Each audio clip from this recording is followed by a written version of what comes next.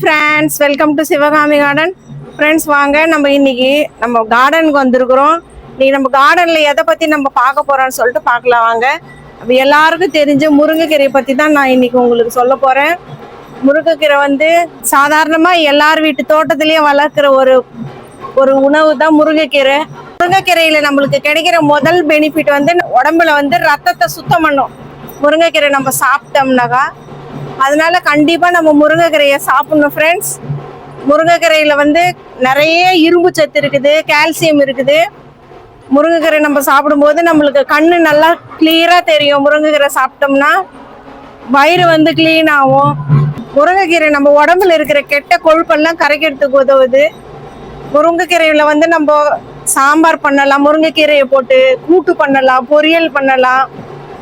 BP அதிகமாக இருக்கிறவங்க வந்து முருங்கைக்கீரை சாப்பிடும்போது அது நம்மளுக்கு பிபியை கண்ட்ரோலில் கொண்டு வரும். அப்புறம் சர்க்கரை நோய் இருக்கிறவங்க சாப்பிடும்போது முருங்கைக்கீரை வந்து சர்க்கரை அளவு வந்து கண்ட்ரோலில் கொண்டு வரும்.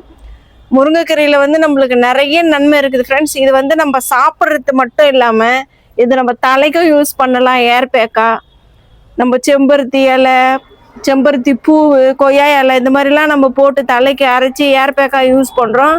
அந்த மாதிரி இப்போ நம்ம முருங்கைக்கீரையும் போட்டு ஏர் பேக்காக நானே யூஸ் பண்ணியிருக்கிறேன். முருங்கைக்கீரை போட்டு அது நான் உங்களுக்கு ஒரு நாள் வீடியோவில் காட்டுறேன். முருங்கைக்கீரையை போட்டு ஏர் பேக் போடுறது வந்து நம்மளுக்கு முடி இல்லாத இடத்துலலாம் முடி வளருது. அதை நான் அனுபவிச்சிருக்கிறேன். அதுவும் நான் உங்களுக்கு ஒரு நாள் வீடியோவில் காட்டுறேன். முதல்ல வந்து என் முடி ரொம்ப கொட்டிட்டு சின்னதாக இருந்துச்சு.